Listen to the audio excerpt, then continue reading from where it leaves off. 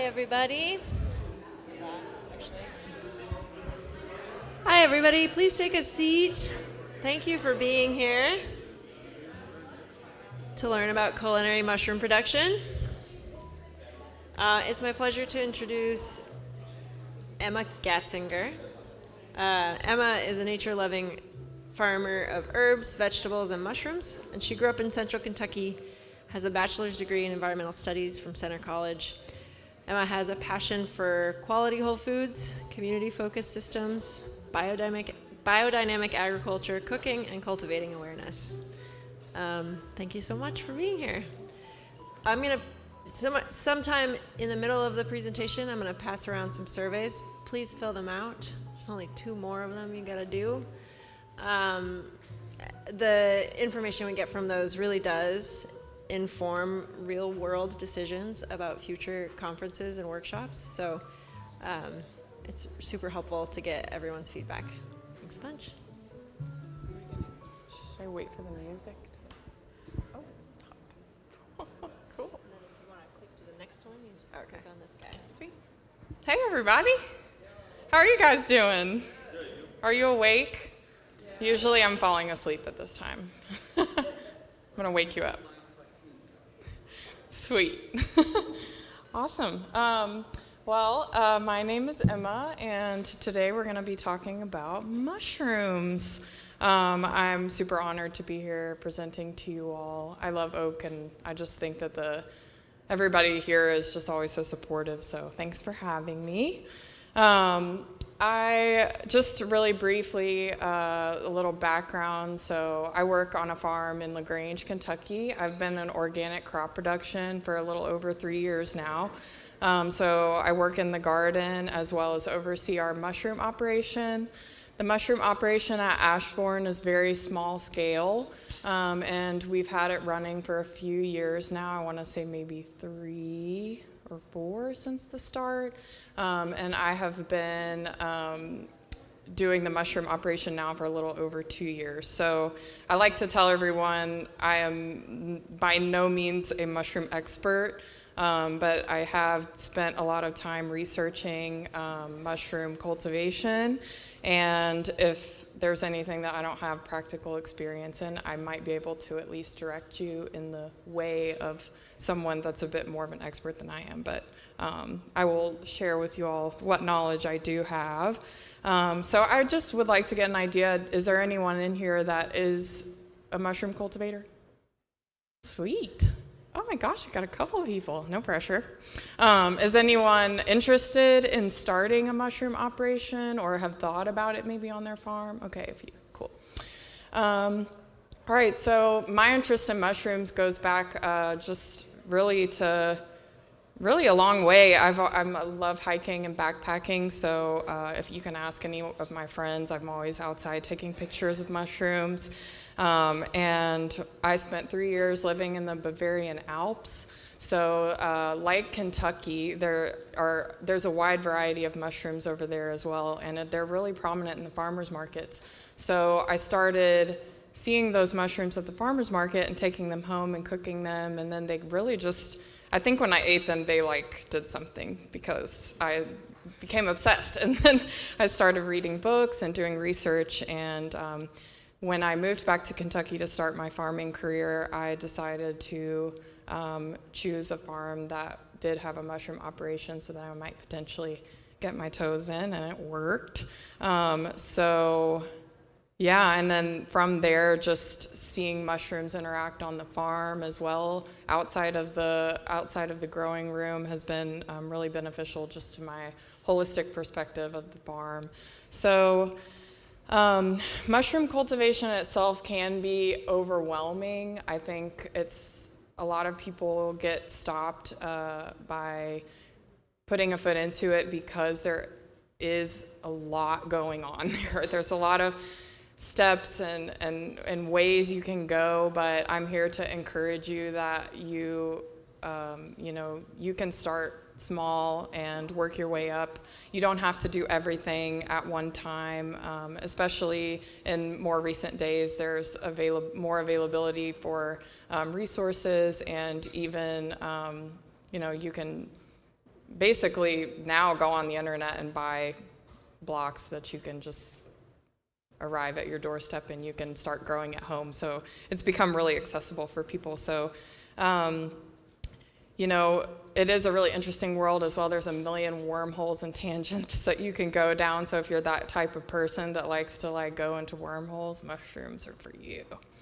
So, and as in all farming jobs, you have to wear a lot of hats. I mean, not only being a farmer, but you also need to kind of have some sort of knowledge in like carpentry and like HVAC, and maybe be a little bit of an electrician or a little bit of a plumber or a scientist or a salesperson or a chef. So that's really nice too, because then you get to learn all of these different jobs. So, oh, I'm in charge of the slides. Okay. So I think it's important maybe just to briefly give you all a little overview of the history of mushroom cultivation. So mushrooms have been present in human culture for tens of thousands of years. There's all of this mythology about mushrooms and you know, ancient medicine, them being used in that way. There's stories like of Santa Claus being the shaman that would deliver mushrooms to people, mushroom medicine, and reindeer eat mushrooms. So that's kind of maybe the idea of where the flying reindeer came from, and his red coat and red and white coat being, you know, symbolic of an Amanita muscaria. So it's really interesting if y'all, you know, want to take the time to read some of the stories and things.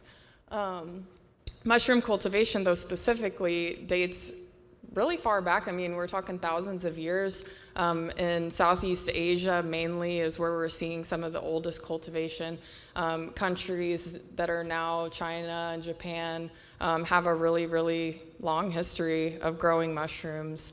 And a little more recently, Europe, and about 300 years ago, they were growing mushrooms in caves in the French catacombs, which I think is interesting. Things like agaricus on horse manure and straw. And then, you know, just some of the literature. There's one of the oldest books I found, you know, kind of 1891 time span of mushrooms and how to grow them. So it's not anything really relatively new, but I will say that the development of the industry is still relatively new. So in the last 50 to 150 years, we're really seeing an industry revolution in mushroom cultivation.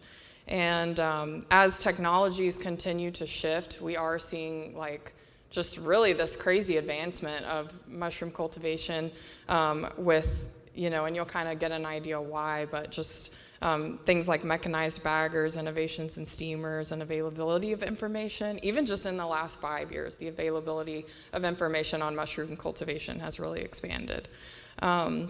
So some of the most recognized mushrooms you'll see in the market today, like at the grocery store, are going to be your button mushrooms, shiitake mushrooms, portobellos. Americans are really comfortable with these kind of mushrooms.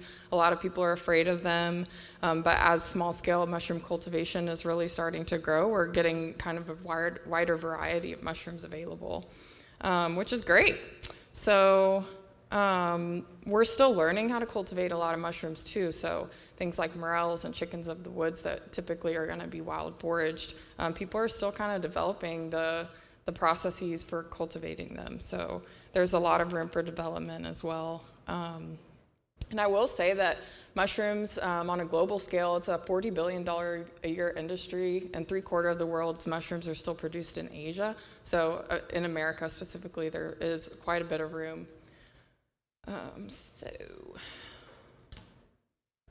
I think it's also important just to quickly talk about the role of mushrooms within the farm ecosystem, because they are very important. And I've heard many people at this conference this weekend mention mycelium and its importance within the soil. So, you know, as we know, fungi play a vital role in soil health.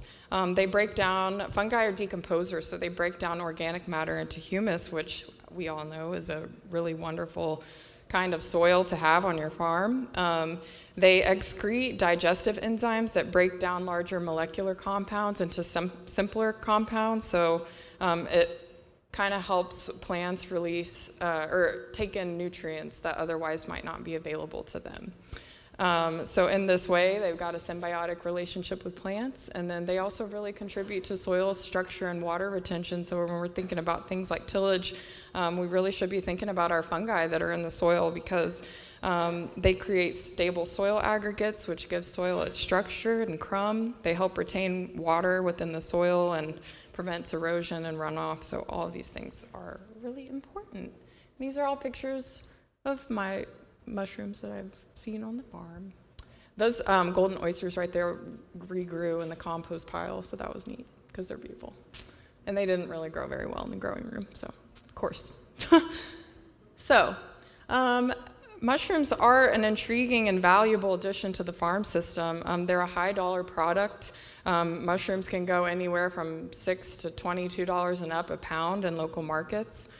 There's a huge opportunity for value-added products, things like dried mushrooms, powders, tinctures, pickles, other food products. And, you know, they provide a lot of nutrients as well, like mushrooms are really high in protein and other vitamins. And I incorporated this photo up here, which I think is really cool. It came from Paul Stamets' book, Growing Gourmet. And it's his Stametian model for permaculture with a mycological twist. And it shows all of these different ways that mushrooms can be incorporated into a farm system. One of the things I think is really important to just breathe. Oh, what the? I thought that was going to be a pointer. It is a pointer. It's like a spotlight. That's really complicated. Okay, this right here showcases use of mushroom mycelium, a mycelial mat, to filter agricultural runoff into a watershed. So that's one thing that I think is really important to mention. We see some log culture down here. Here's some wild, maybe morels growing in the yard. He's got some logs curing, mushrooms incorporated within the bed. Paul Stamets also talks about potentially, we'll talk in a little bit about the fruiting rooms and how mushrooms breathe and they exhale carbon dioxide. So he even talks about putting a vent from the growing room into a greenhouse because plants take in carbon dioxide, and has this idea that potentially it could help with crop production in high tunnels. So crazy. Okay, so anyway, we'll go get a little bit more specifically into mushroom cultivation. So I think it's important to talk about the mushroom life cycle. So mushrooms are kind of like the fruit that would come off of like an apple on a tree. So a mushroom produces spores, which you can kind of attribute to seeds on a plant. And when they release millions of spores. One mushroom can produce millions to billions of spores, which is really, really interesting. And mushrooms reproduce through these spores. So they fly off the mushroom and then they land somewhere and they reproduce mitotically and turn into these hyphae, which are kind of like these white filamentous strands that start to grow and grow, and they'll combine with another hyphae with, let's see, like a kind of viable genetic material, like compatible genetic material, and then that then will expand into this mycelium. And mycelium is just like a whole lot of hyphae together. Are you guys following me? Okay. I get a little lost in this sometimes. So these filamentous strands and the mycelial mat can grow to be thousands of acres. So it's really interesting to see as long as they have a food source, they can keep growing for miles and miles. As mycelium fully colonizes its food source, and depending on the type of fungi, they have different types of food sources, they will then sort of form these concentrated areas of mycelium that harden and then produce a primordia or a pinhead, and then that pin grows into a mushroom. And then it happens all over again. So when we're talking about mushroom cultivation, we're essentially talking about encouraging the mushroom life cycle in a controlled sort of way. So this is a really cool diagram that shows sort of the mushroom cultivation life cycle. So, let's see here. Let's just get on the right page. Okay, so basically, when we're doing mushroom cultivation, we're developing strains of mushrooms from the spores and expanding them into what becomes the fruit. So basically, you're going to take the spores and put them into a petri dish, which is like an agar, a sterilized agar medium, into this little petri dish. They grow the hyphae and then take these hyphae and make them into this agar slurry, which is what we call them, and then put that agar slurry into a food source to generate spawn. So usually things like grain they'll use to sort of grow this, encourage the growth of this mycelium in a really, it's a very concentrated sort of way. So then you're gonna take that spawn and then you're going to put it into another food source and keep kind of expanding until you get it to the point where you can fruit mushrooms. So you can't really fruit mushrooms directly from spawn because it is so concentrated. And you can really produce quite a bit of mushrooms from, a pretty small amount of spawn. So when we're talking about the business that I work for, we partner with someone that does part of this step. So the business that I work for, we fruit the mushrooms in a growing room. And so we're kind of doing this bottom part that you see here. We partner with someone who kind of does the middle part, and then he purchases spawn from someone who kind of does like the top part. Does that make sense? So it's cool to think about it that way, because when you're starting a mushroom operation, you can really do it a lot of different ways. You don't have to do like all of this yourself. You can really partner with people and work with it that way. So I think for today it will be really beneficial to just broadly talk about mushroom cultivation from I really don't like that pointer. From the spawn part. So I'm not really going to focus on like mushroom strains and how to develop different spawn and things like that, just because I don't have a lot of knowledge about it. So we're going to talk about it from the spawn perspective. So let's say we've got spawn from a company somewhere, and what are we going to do with that spawn?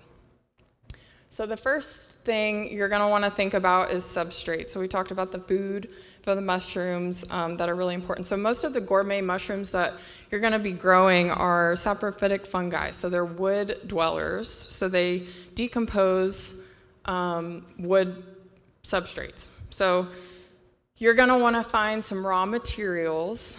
Typically, that's going to be hardwood sawdust. Mostly red oak is a really good thing to use. And you can get sawdust in the form of raw sawdust or pelletized form. That pelletized form, sometimes you see it in bags like hardwood pellets, like fuel pellets. Or you can use things like straw or oats.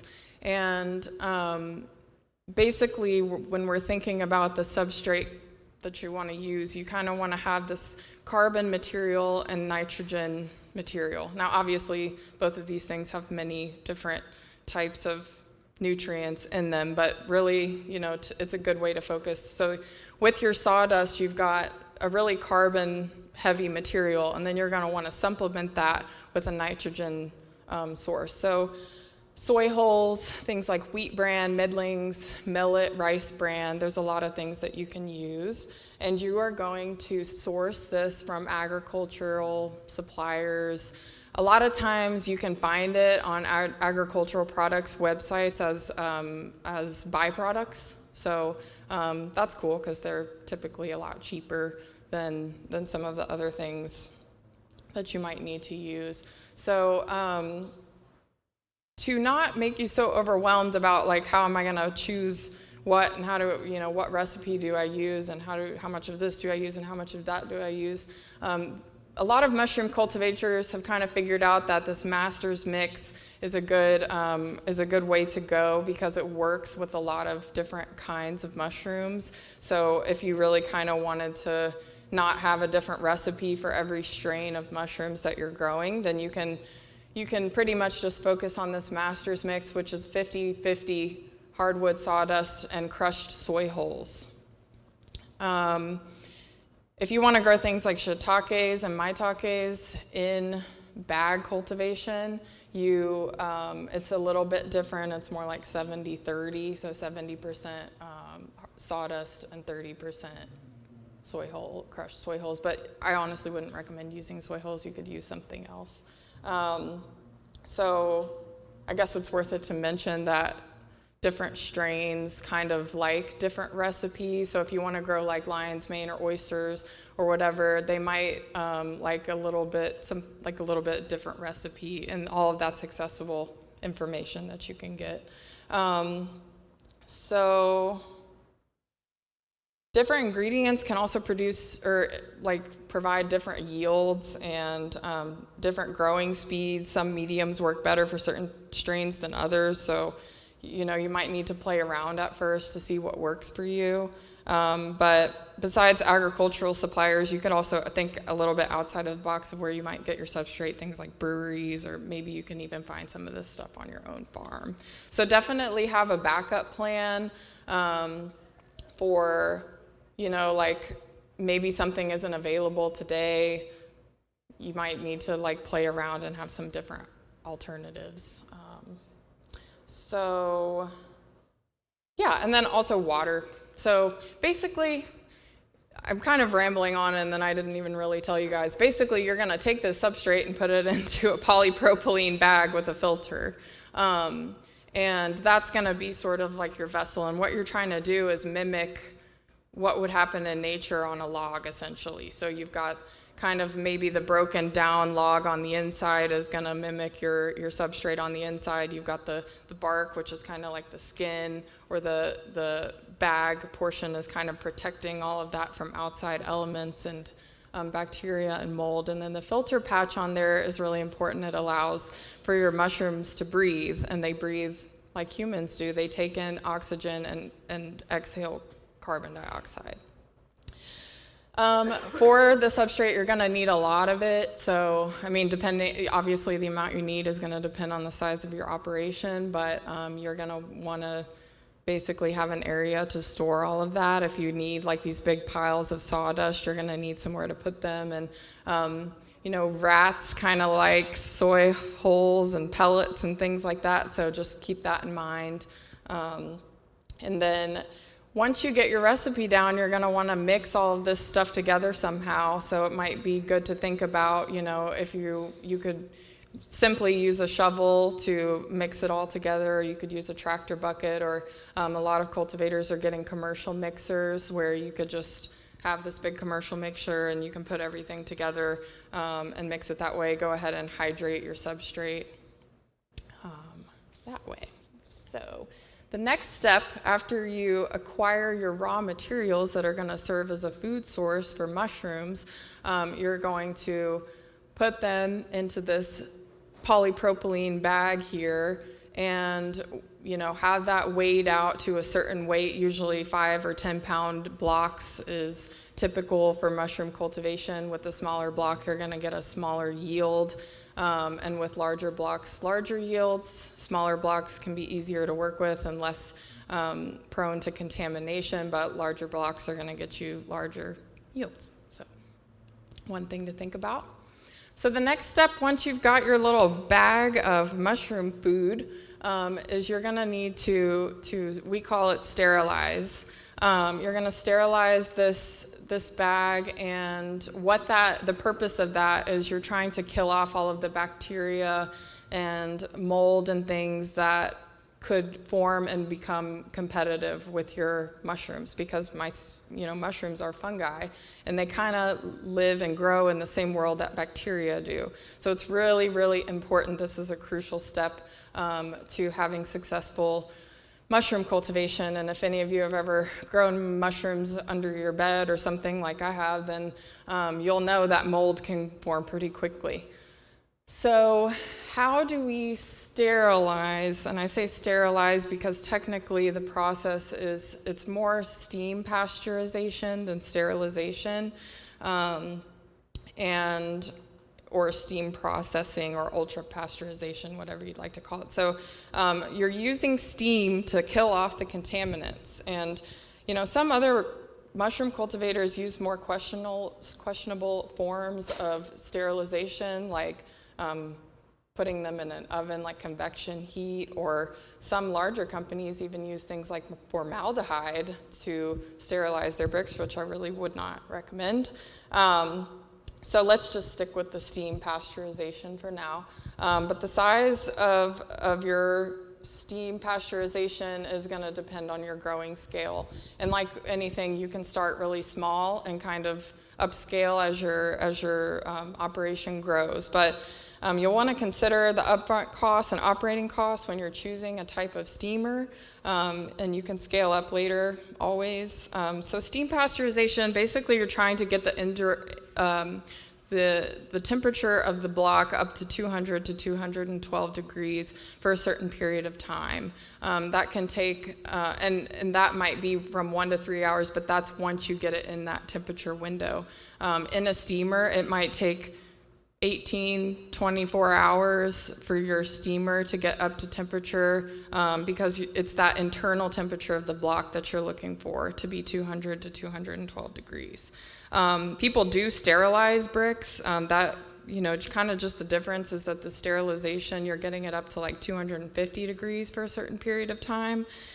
And really, mainly the difference between, if you're trying to choose between sterilizing and pasteurizing your bricks, is pasteurizing will kill off all of the bacteria and everything that's within the brick, but it won't kill off the endospores that can be present, so bacterial endospores. So a lot of much larger companies that can afford to do sterilization do sterilize, because it will kill off the endospores as well, because once you get through that process, if you did pasteurize, sometimes the endospores can still come out in the substrate. So you do still run some sort of risk of contamination always, but I think if you get it within that time span, you should be pretty good. And then also spacing out the bricks within the steamer is going to be important. So what does a steamer look like?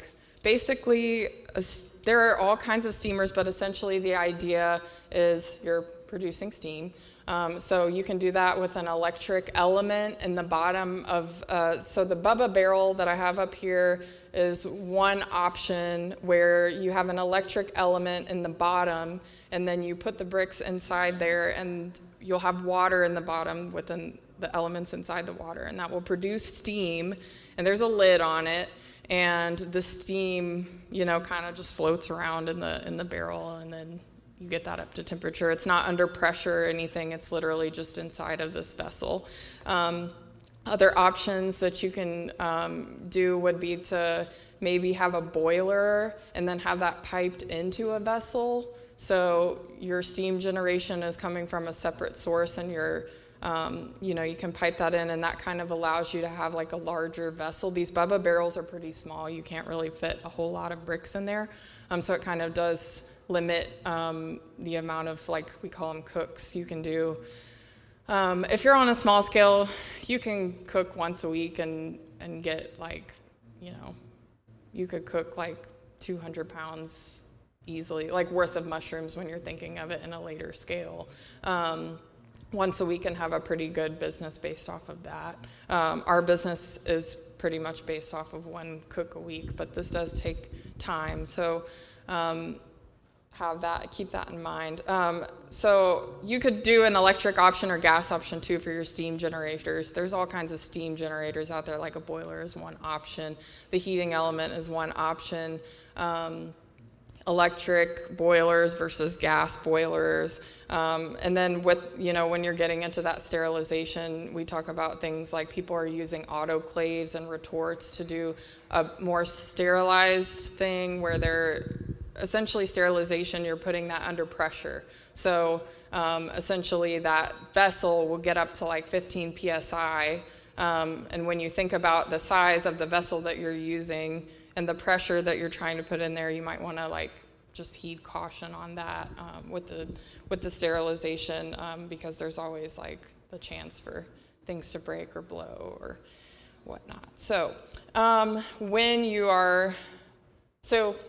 we all on the same? Sorry, I'm kind of rambling a little bit because I'm nervous, but are we all kind of on the same page? So we took our substrate and then we cooked it, sterilized it. Okay. So the next thing we want to do is take that spawn that we got and we want to inoculate it into the bag. So the timing of the inoculation is an important thing to consider when we're cooking. So whenever you mix up your substrate and add the water, you're going to want to cook that like pretty soon after, because if you let those bricks sit around, they can ferment. So that's just one thing to keep in mind. And then once you cook, you're going to want to take your blocks out of the steamer as soon as possible. You can even get like those gloves that you can do things with fire with, these heat-resistant gloves to take your blocks out and then put them into, you're going to carry those into a lab space, which is what we'll talk about here in a little bit. You don't really want to leave your blocks in the steamer to cool down for a long period of time because, again, they can also ferment. So you don't really want to do that because when things ferment, essentially the bacteria starts growing, and that can also present competition for this mushroom mycelium that you're trying to generate. So just keep that in mind.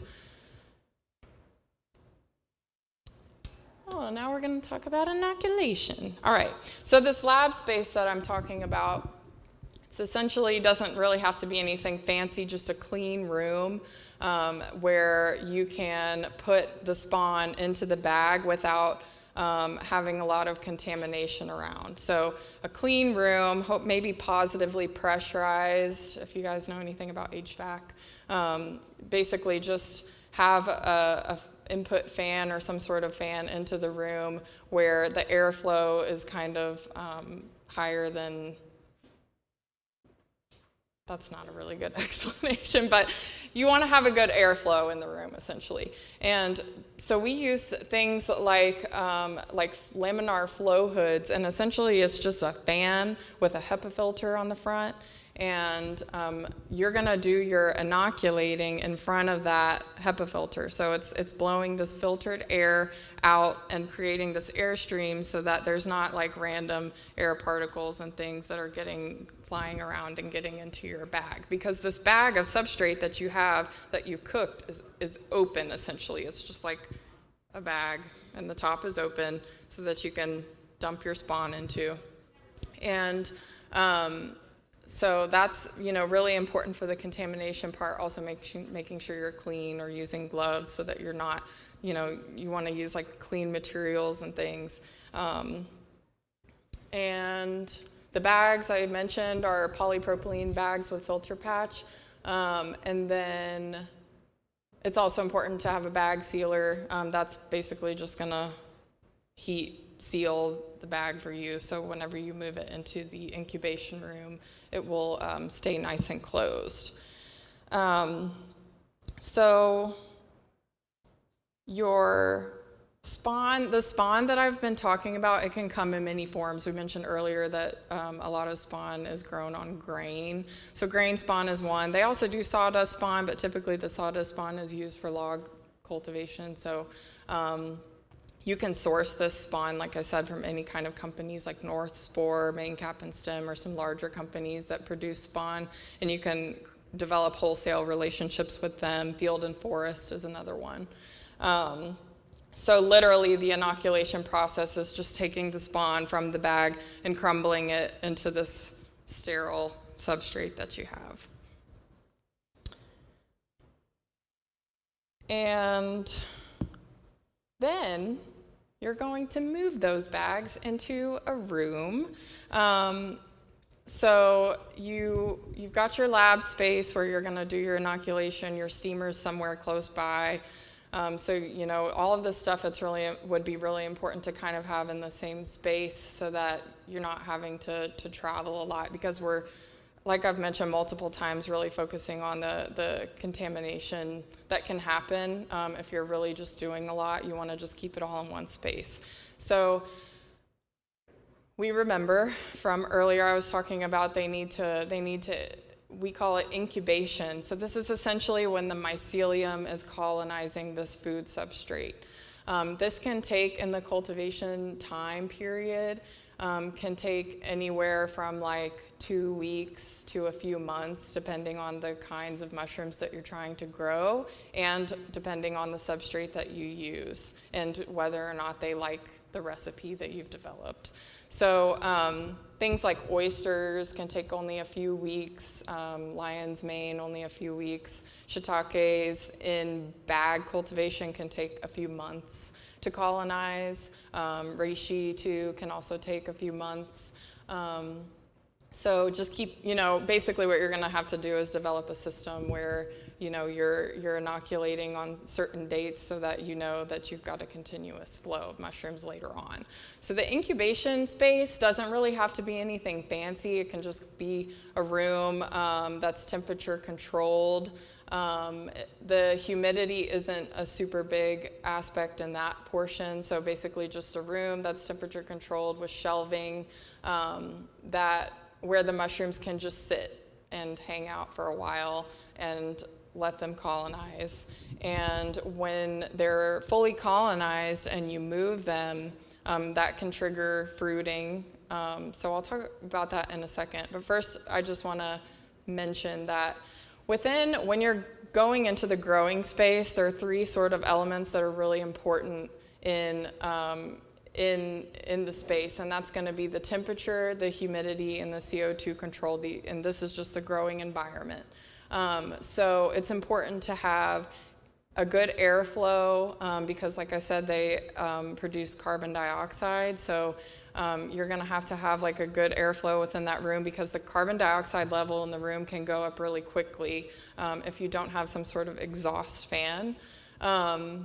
So within your room, you're going to want to have a CO2 meter with an exhaust fan. You're going to want to have a temperature control unit, something like we use a split unit just within the room, and then a humidity source. So we use a commercial humidifier that has an atomizer on the middle, and there's a float valve in there. So the water goes into the humidifier and the atomizer kind of vibrates and it creates humidity, which we then pump into the room. And then you're just going to want to basically design that room with the ability to clean in mind. So think about a really humid space or even just a general space, and we'll still talk just about the incubation space. You want to really keep it clean.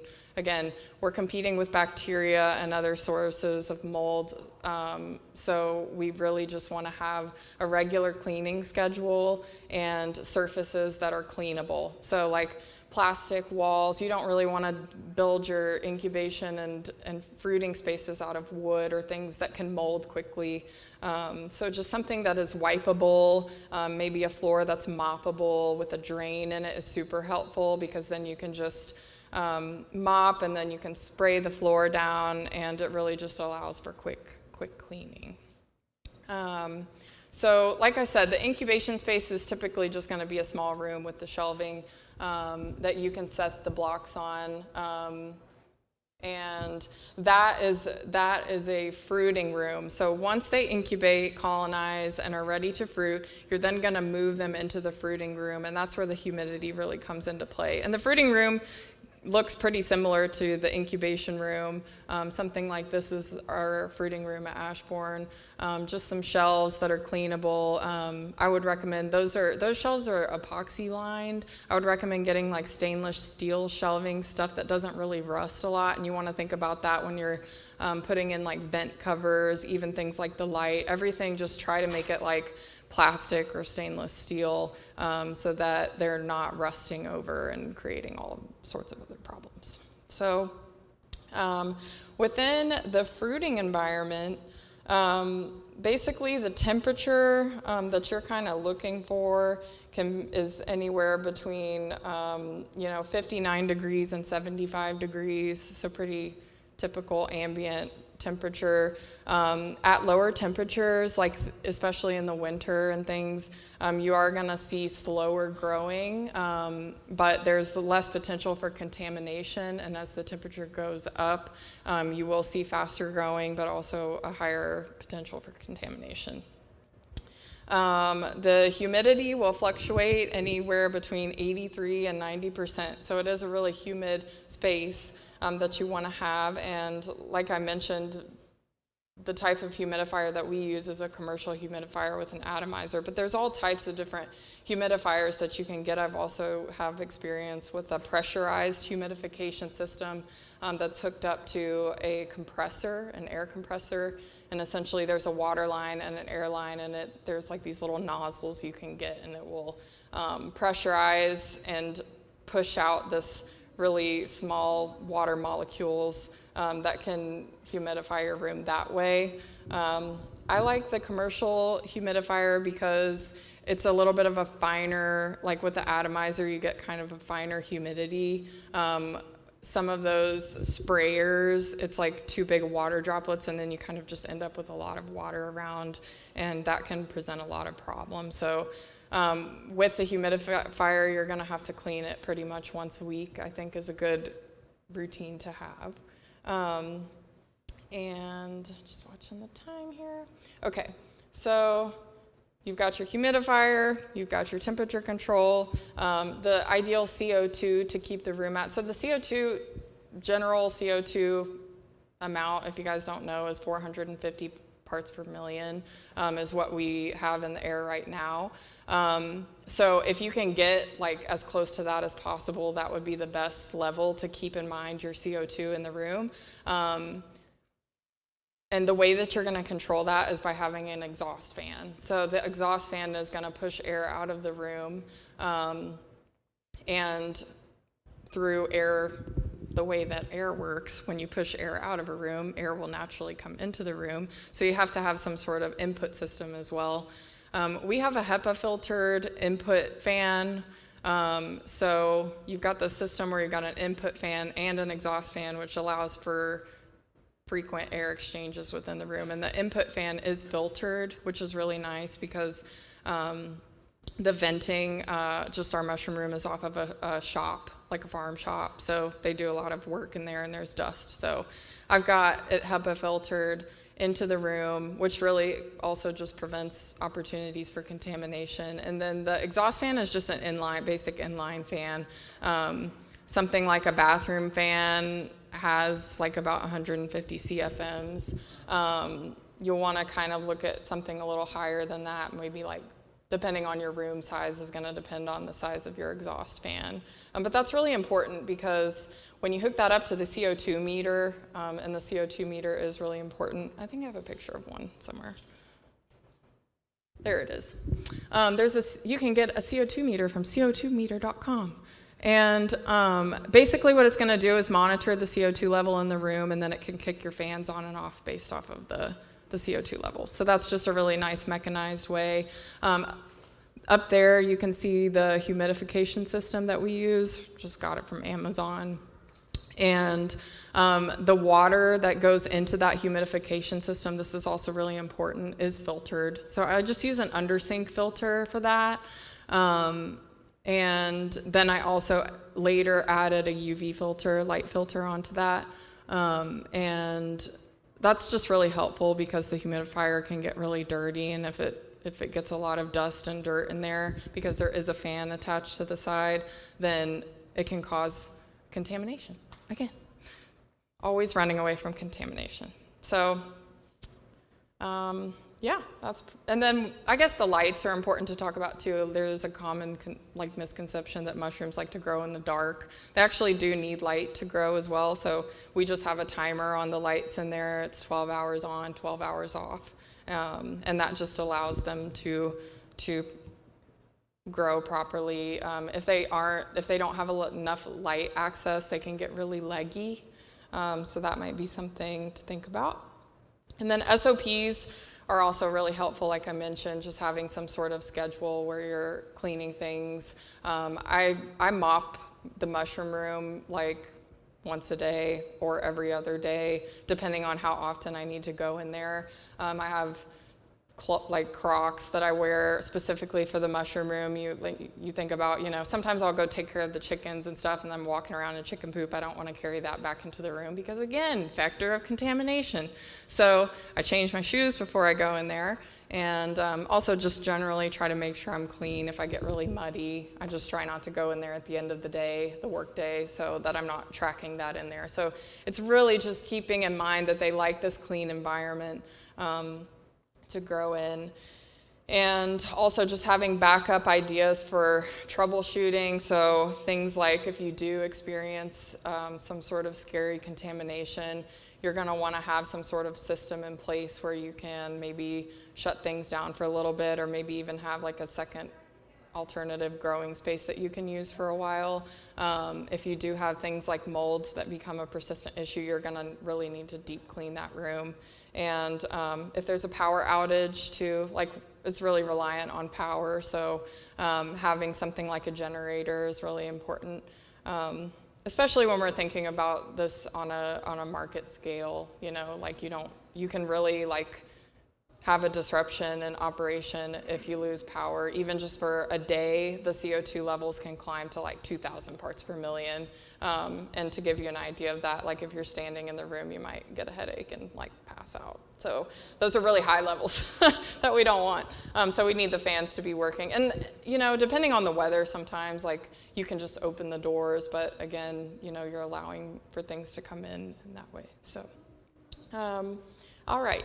So once you get your mushrooms to grow in the fruiting room like that, and I guess I'll talk about the growing time too. So, the mushrooms fruiting process can take anywhere from like something as short as 4 to 5 days for like some oysters to 2 weeks or even a longer, depending on what you have. But typically with the gourmet edibles, like even the lion's mane, I guess, is sort of one of my longer growers, and it's can be like 10 days or so for growing time. So it's not a super long growing time when you're comparing it to crops.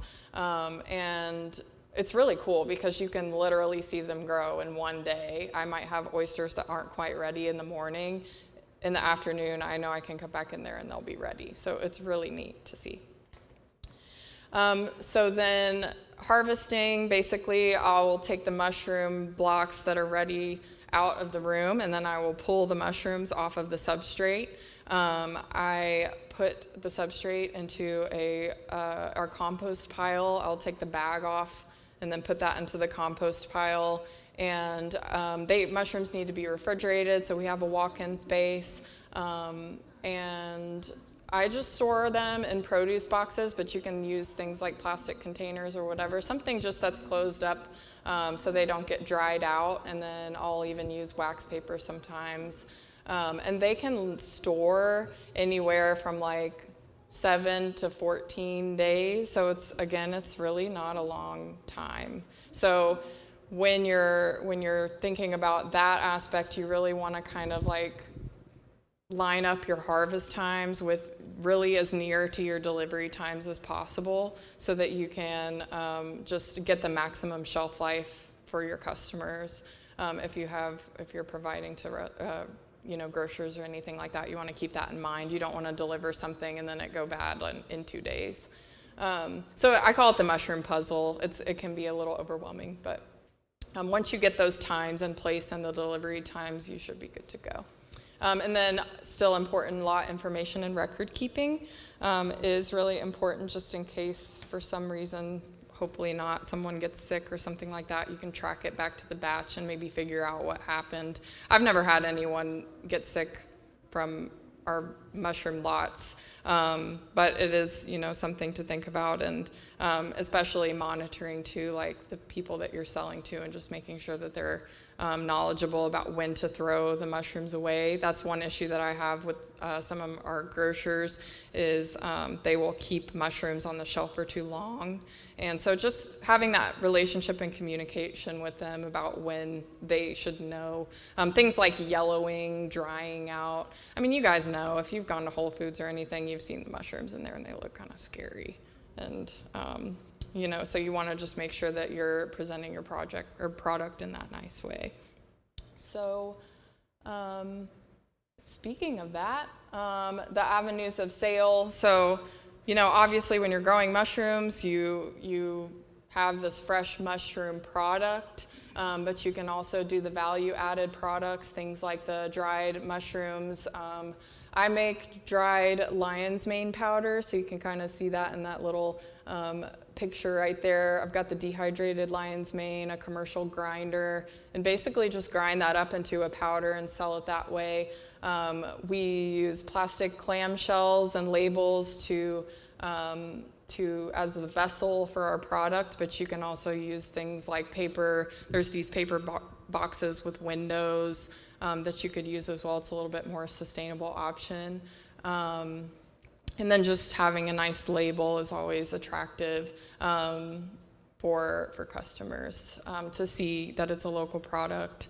And, just really thinking outside of the box too, like with the value-added stuff, you can do things like tinctures or work with local folks that are producing medicine. A lot of like holistic medicine makers are interested in mushrooms for that. And then also getting with like chefs and going to farmers markets, and you can sell to grocery stores, and there's all these avenues that you can go. And with that, going with the holidays too, there's like pink oyster mushrooms you could produce for Valentine's Day, or you could do snow oysters for the winter time, or golden oysters in the springtime near Mother's Day, or you could do chestnuts in the fall, kind of just depending on, and that's just another marketable way to do that. Yeah, and so I think it's important also to talk about mushroom resources. So I've only been growing mushrooms for a little over 2 years now, and only in that small time span, I've really seen the information become widely more available than what was available a few years ago when I started. I was like on Reddit forums, reading Mushroom Grower 9999 talk about his plastic bin operation under his bed, and trying to mine information out of that, and everybody was saying different things, and it was really difficult, and so now I really want to say, if you guys want to learn anything about mushroom cultivation, listen to the Myco Wizards podcast. So Eric Lohman owns Maine Cap and Stem Mushrooms up in Maine, and they've really expanded as a company. But something else really great that he's done is develop this podcast where he talks specifically about mushroom cultivation, not just mushrooms in general, but he's also he developed a website. It's crazy. I've seen this whole thing grow over the last couple of years. He developed a website, and he does deep dives, like video deep dives, where they talk in depth about all these different aspects of mushroom cultivation, and I really owe a lot of the things that I know to their source. So I think you can pay a couple bucks a month and get access. Like now you have to pay for some of the deeper dives that they do, but they can also, they'll send you cultures once a month. You can get into the culture club. But other podcasts that are important to mention are like Alex Dorr's Mushroom Revival podcast is a really good podcast to listen to, just if you're interested in learning about mushrooms. Field and Forest Products website has a lot of resources available. They even have instruction sheets for certain mushrooms, and that goes with the spawn that's available. They also have a lot of information on log cultivation if y'all are interested in that. Obviously, Paul Stamets, a lot of people know him. He's got a couple books out about growing mushrooms, and so that is really helpful. He even has a species by species, or like variety by variety instruction, and sort of room conditions, ideal conditions for growing. And I think they have that book available out there in the hallway. YouTube University. I love YouTube University. It teaches me all kinds of things. And Southwest Mushrooms on YouTube is also a really good resource. He does a lot of videos where you can watch him harvest, and he also kind of grows like each variety of mushrooms in a different like grow tent. So it's kind of cool to see. He'll do variety by variety. And then, yeah, also just still though, Reddit and Facebook forums.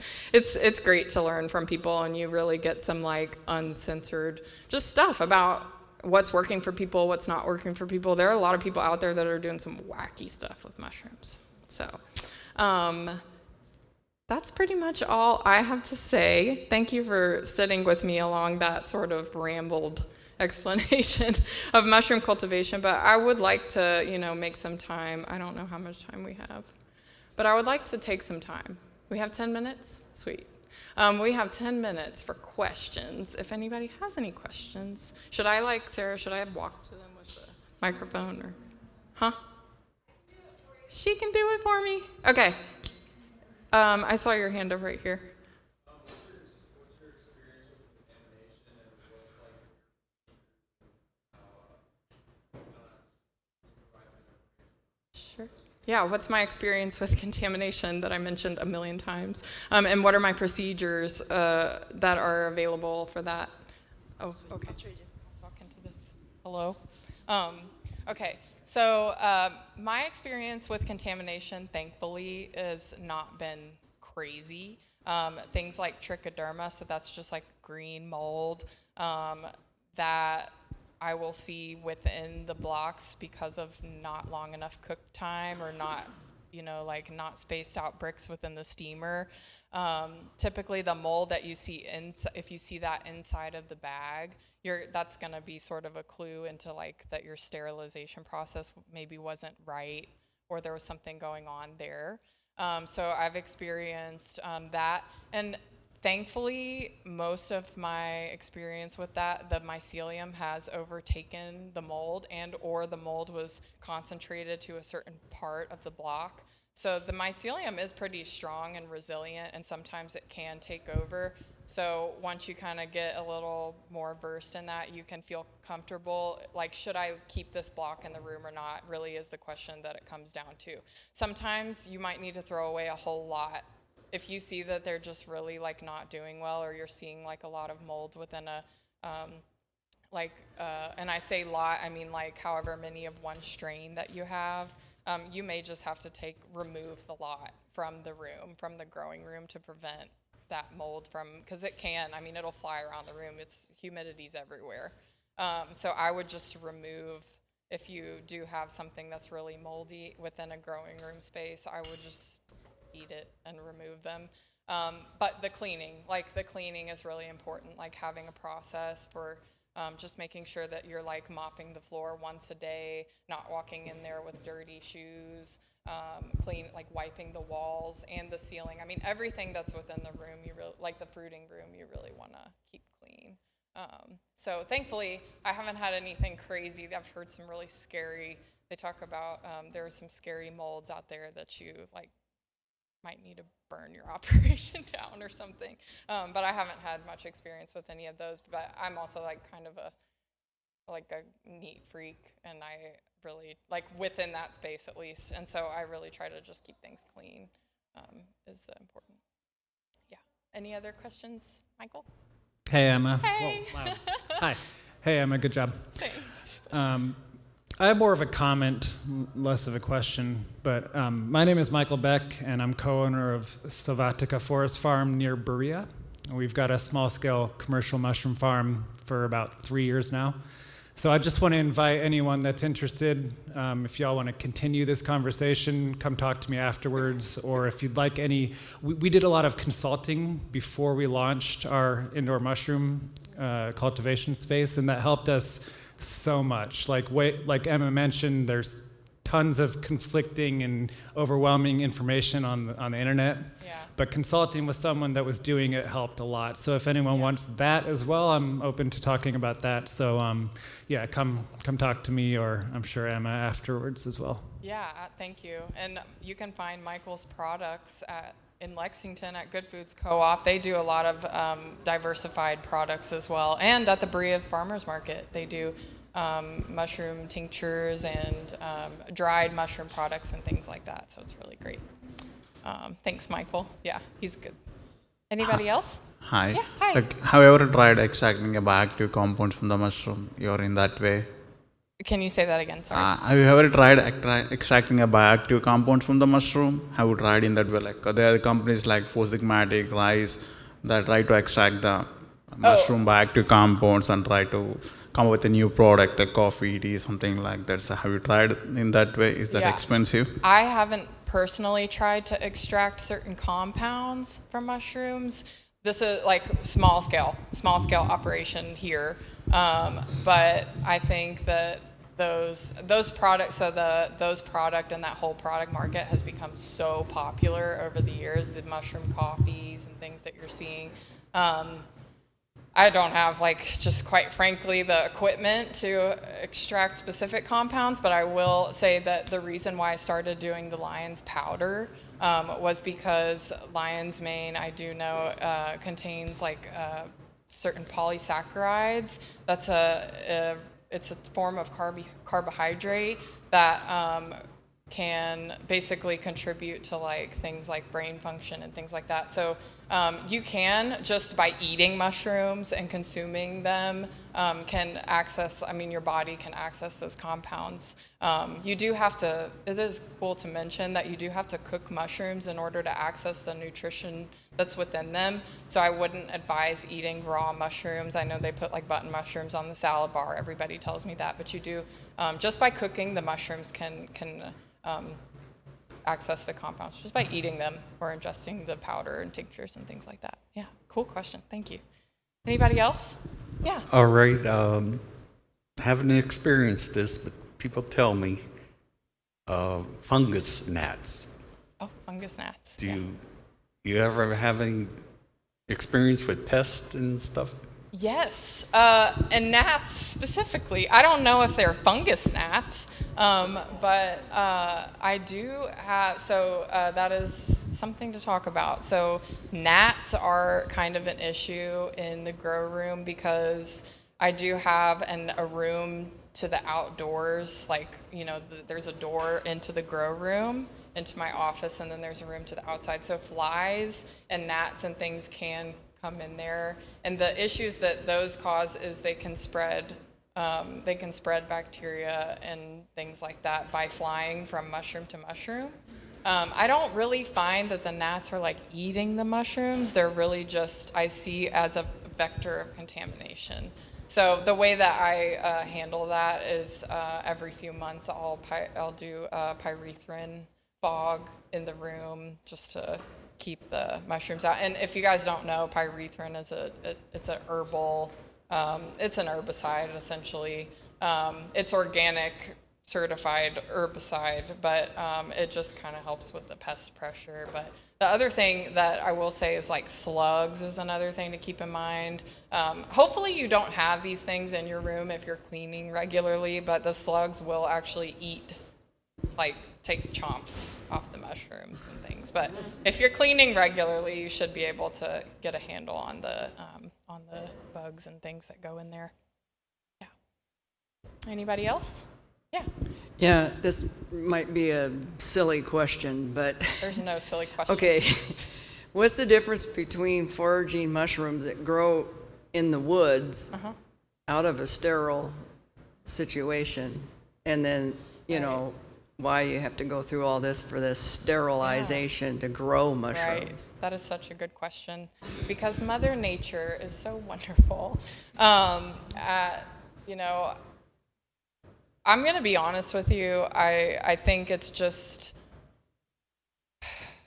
because of the active competition with the mold. I think that's the reason why it's so hard in the controlled environment to just, I will, so like the specific type of cultivation that I'm talking about is for the wood dwellers. So there are other kinds of mushrooms that grow on things like manure, like the agaricus mushrooms, where it's not quite as like, it's still kind of sterilized in the same way, but it's not as like clean seeming as this does. But that's a good question. I mean, I just honestly think within nature, the systems are so complex, and you know, this is just the way that they've figured out to grow mushrooms. I think it's just such a weird, specific thing with the competition and the bacteria that, you know, and all the mushroom strains are kind of developed for indoor cultivation too. Like people will take strains, like, and things, they'll take spores from outdoor mushrooms, but they do still have to be modified in order to be viable in the room growing environment. That wasn't really a good answer to your question, but it's a good question. I mean, I just think it's just the way it works, and yeah. Anybody else? Yeah. Yeah. It reminded me of a question that I had, which is that if you were, for those folks who might not have access to all this infrastructure that still want to grow mushrooms, what would you try with like folks who might have access to logs? What would you try in terms of specific types of mushrooms that might do better in like a forest cultivation? Like an outside, so I mean, shiitakes are just a good one to start with. Shiitakes are pretty forgiving, I think. And if you have specific questions about log cultivation, you should ask Michael back there because he has a lot of experience with that. But I do know that when you want to use certain types of logs, so just keep in mind those hardwoods, and then there's also sort of an age of the log that's important to keep in mind too. You really want to get something that's like super recently cut down, and then there's a curing process. It's like a whole nother like cultivation world, but that is a wonderful place to start. And I think even on a smaller scale, if you're just like trying to get like dip your toe in, you can, there are like log options you can buy, like plug spawn, and really easily drill holes into and knock the spawn in. And that would be like a simple, cheap way to, I think Michael's gonna help answer.